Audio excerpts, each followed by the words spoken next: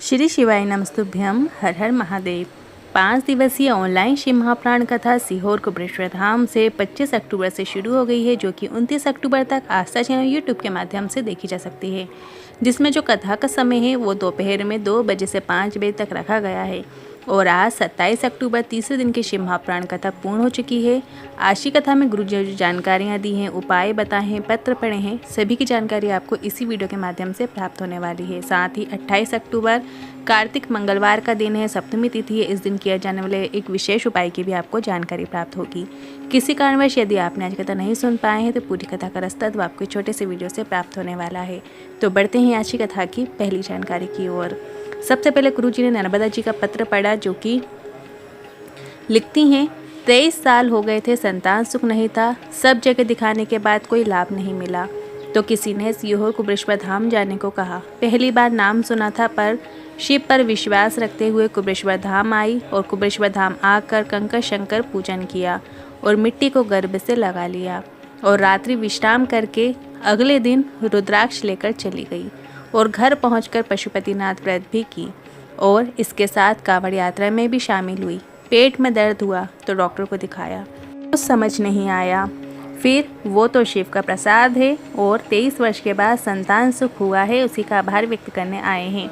बढ़ते हैं आज की कथा की दूसरी जानकारी की ओर। नीलिमा जी पत्र लेकर आई, लिखती हैं, 18 साल हो गए पर संतान सुख नहीं था। इतने ताने सुने कि प्राण त्यागने की सोच ली। मंदिर में आखिरी बार जाकर भगवान से कहा, अब मैं प्राण त्याग रही हूँ। और चूंकि मैं रो रही थी तो उसी समय मंदिर में एक बुजुर्ग महिला आई और उन्होंने कहा कि कुबेर भंडारी की कथा सुना करो। कुबरेश्वर धाम जाने को भी कहा। मैंने कहा, ना मेरे पास मोबाइल है ना टीवी है। मैं पड़ोस वाले के घर में जाकर कथा सुनने लगी।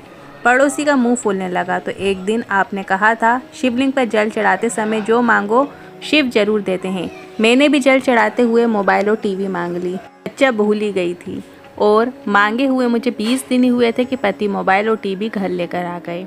अब अपने ही घर पर मैं कथा सुनती और पशुपतिनाथ व्रत भी किया और बाबा कृपा से 18 साल के बाद संतान सुख हुआ है, उसी का आभार व्यक्त करने आए हैं। बढ़ते हैं आज की कथा की तीसरी जानकारी की ओर। सीहोर कुबरेश्वर धाम में आगामी दिनों में 2 बड़े कार्यक्रम होने वाले हैं। 29 अक्टूबर को सुबह 11 बजे से अन्नकूट महोत्सव होगा और 4 नवंबर को शाम 5 बजे से भव्य हरिहर मिलन महोत्सव रखा गया है। आप इन दोनों में शामिल हो सकते हैं। बढ़ते हैं आज की कथा की चौथी जानकारी की ओर। छत्तीसगढ़ में छत्तीसगढ़ी, पंजाब में पंजाबी, हरियाणा में हरियाणवी, बिहार में बिहारी, महाराष्ट्र में मराठी, बंगाल में बंगाली, अलग अलग क्षेत्रों में अलग अलग भाषा बोली जाती है। तो आपको क्या लगता है, भगवान को कौन सी भाषा आती होगी? कौन सी भाषा में वे प्रसन्न होते होंगे? तो एक बात ध्यान रखिएगा, भगवान को सिर्फ एक भाषा पसंद है, वो है प्रेम की भाषा। प्रेम से पुकारोगे, स्नेह से बुलाओगे, वो ज़रूर सुनेंगे। आज की कथा की 5वीं जानकारी की ओर। दीपिका भट्टी जी पत्र लेकर आई, लिखती हैं, 13 साल हो गए थे, संतान सुख नहीं था। किसी के कहने पर पशुपतिनाथ व्रत किया, एक बार नहीं 2 बार किया और सफ़ेद आंकड़े की जड़ का प्रयोग भी किया और 13 साल के बाद संतान सुख हुआ है, उसी का आभार व्यक्त करने आए हैं। बढ़ते हैं आज की कथा की 6वीं जानकारी की ओर। सीहोर वाले महाराज ने आज तक नहीं कहा कि बेलपत्र के पेड़ पे चढ़ो। हमने सिर्फ इतना कहा कि बेलपत्र का पौधा लगाओ और उसमें से बेलपत्र को प्रार्थना करके तोड़ कर लाओ, शिव पर अर्पित करो। डगाले नहीं तोड़ना है, सिर्फ बेलपत्र तोड़ना है। इस तरीके से हमने कथाओं में कहा है, पर ये कभी नहीं कहा कि पेड़ पर चढ़ जाओ। बढ़ते हैं आज की कथा की 7वीं जानकारी की ओर। आजकल हमारी आवाज़ को AI के माध्यम से रोज़ के उपाय बताए जा रहे हैं। गुरुजी ने कहा, जो एकदम हमारी आवाज़ जैसे लगते हैं और रोज़ ये करो वो मत करो मन से बुलवाते हैं और फ़ोटो हमारी लगा देते हैं। आपको ऐसी वीडियो से बचकर रहना है। आप गुरुजी के ऑफिशियल YouTube चैनल पर आने वाले वीडियो को ही देखिए। सच में हमने भी कई वीडियोस ऐसे देखे हैं जो कि गुरुजी की आवाज़ के सेम आवाज़ यूज़ की जाती है और उनकी आवाज़ में बहुत सारे उपाय बुलवाए जाते हैं जो कि गलत भी होते हैं और जो गुरुजी के बताए हुए भी नहीं होते हैं, पर हम खुद भ्रमित हो जाते हैं कि गुरुजी क्या बताए, क्योंकि गुरुजी कभी भी तारीख से कोई वीडियो नहीं बनाते हैं कि 28 अक्टूबर है या ये पर्व है, आपको ऐसा ऐसा उपाय करना है। उस वीडियो में ऐसे तरीके से बोला जाता है, तो आप ऐसी वीडियो से सतर्क रहिएगा। बढ़ते हैं आज की कथा की 8वीं जानकारी की ओर। आप सभी से निवेदन करना चाहेंगे, अगर आप किसी के घर जाएंगे तो उसके घर के मुख्य द्वार या घर के बाहर कहीं पर भी भगवान की मूर्ति या फोटो या कुछ लगा दिया है तो तुम्हें उनसे बोल देना है कि भगवान को द्वारपाल मत बनाइए। ऐसा आप व्यवहार देने वाले लिफाफे में भी लिख सकते हैं। आज की कथा की 9वीं जानकारी की ओर पुरुषोत्तम सिंह जी पत्र लेकर आए। लिखते हैं, कोरोना काल में आपकी कथा सुन रहा हूँ। घर की स्थिति बहुत बेकार थी, पर शिव पर जल चढ़ाकर जो मांगा वो शिव ने प्रदान किया है। मेरे बेटे की नौकरी नहीं लग रही थी, वो बहुत प्रयत्न कर रहा था। इसके बाद माँ और बेटे दोनों ने पशुपतिनाथ व्रत किया और पढ़ाई में अधिकता की, और बेटे ने पुलिस की नौकरी लग गई है, उसी का आभार व्यक्त करने आए हैं। बढ़ते हैं आज की कथा की 10वीं जानकारी की ओर। 14 नवंबर से 20 नवंबर देवघर झारखंड में शिव महाप्राण कथा होने जा रही है। गुरुजी द्वारा कराई जाने वाली कथाओं के जजमान यदि आप बनना चाहते हैं तो आपकी स्क्रीन में कुछ नंबर दिख रहे हैं जो गुरुजी ने साझा किए हैं, उन पे आप संपर्क कर सकते हैं। अब आप जान लिए इस शिव महाप्राण कथा के गुरुजी ने जो उपायों की जानकारी दी है, मतलब जी ये कथा जो सीहोर से ऑनलाइन चल रही है, इस कथा में जो जो गुरुजी ने उपाय बताए हैं पहले दिन से अभी तक, तो वो जानकारी आप सुन लीजिए। गुरुजी ने एक उपाय शमी के वृक्ष का बताया था, बहुत ही अच्छा उपाय था। जिन लोगों को यूरिन से जुड़ी हुई प्रॉब्लम होती है, यूरिन आती नहीं है या रुक के आती है या यूरिन रुक ही जाती है, या यूरिन से संबंधित किसी भी प्रकार की समस्या है, रोग है, तो आप ये उपाय ज़रूर करके देखिएगा। शमी का जहाँ वृक्ष लगा होता है वहाँ की मिट्टी थोड़ी सी लीजिए, साथ ही शमी की एक पत्ती भी आपको ले लेना है। दोनों को मिलाकर आपको घिस लेना है, घिस कर बिल्कुल एक जैसा कर लेना है। और इसके बाद जिस व्यक्ति को ये दिक्कत हो रही हो, परेशानी हो रही हो, उसके नाभि के नीचे आपको थोड़ा थोड़ा सा लगा देना है। पूरा उपाय करते समय आपको अवधूतेश्वर महादेव का नाम लेना है। मतलब जब आप शमी के वृक्ष की जब मिट्टी उठाएं तब अवधूतेश्वर महादेव को स्मरण करते हुए, रोग का स्मरण करते हुए आपको निवेदन करके लेना है।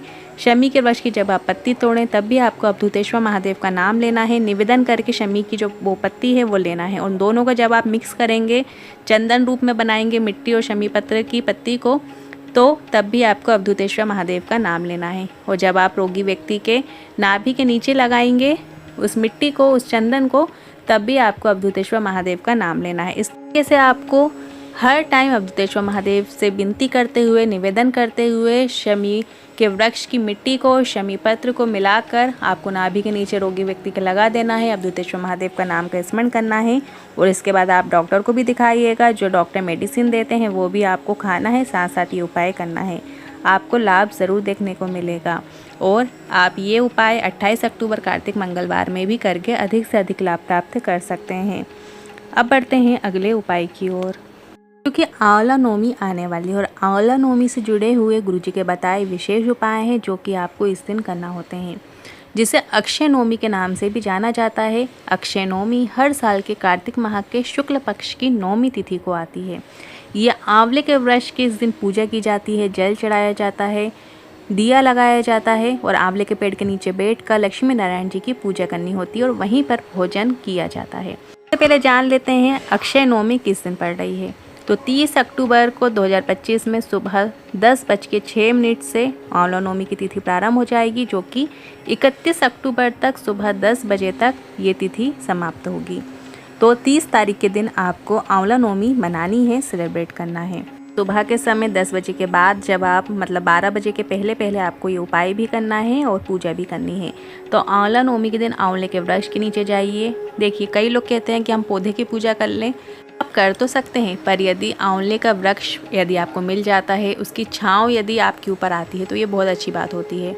तो आपको आंवले के वृक्ष के नीचे जाना है और वहाँ पर आपको जल अर्पित करना है, रोली, कुमकुम, दीप प्रज्वलित कीजिएगा, धूप बत्ती अर्पित कीजिएगा। साथ ही आपको इस दिन थोड़ा सा शहद आपको लक्ष्मी नारायण को अर्पित करना है। साथ ही आपको थोड़ा सा भोग सामग्री आपको लेकर जानी है, चाहे आप गुड़ ले जाइए, चाहे आप हलवा पूड़ी ले जाइए, खीर पूड़ी ले जाइए, या कुछ भी मिठाई ले जाइए। कुछ भी जो आपके घर में मीठा का प्रसाद बना हो वो आपको ले जाना है और अर्पित करना है। और वहीं बैठकर आपको थोड़ा सा प्रसाद आंवले के वृक्ष की छाँव में आपको ग्रहण करना चाहिए। इस दिन आपको आंवले के वृक्ष के नीचे जब आप प्रसाद ग्रहण करते हैं तो आपके भंडार भरे रहते हैं। तो आंवले के वृक्ष के नीचे आप दूसरों को भी बैठकर भोजन करा सकते हैं, क्योंकि इस दिन जो हम पुण्य कर्म करते हैं, सत्कर्म करते हैं, वो कभी क्षय नहीं होता, क्योंकि यह अक्षय नवमी है। इस दिन किया गया दान पुण्य कभी क्षय नहीं होता। तो आप आंवले के वृक्ष के नीचे बैठकर नाम जाप भी कर सकते हैं, जो कि आपका कभी क्षय नहीं होगा, वो हमेशा ही रहेगा, आपके खाते में आ जाएगा। और साथ ही गुरुजी का बताया ये विशेष उपाय है। आपको क्या करना है, जब आप पूजा कर लें, सब कुछ कर लें, इसके बाद आपको सुबह 12 बजे के पहले पहले आपको करना है, जो आंवले के वृक्ष की जो छाल होती है, लगी हुई होती है, उसको अपनी छिंगली उंगली से आपको तोड़ लेना है। छिंगली उंगली और अंगूठे का प्रयोग करते हुए अपनी झोली पसार कर निवेदन करते हुए वो वृक्ष की जो छाल है वो आपको लेना है।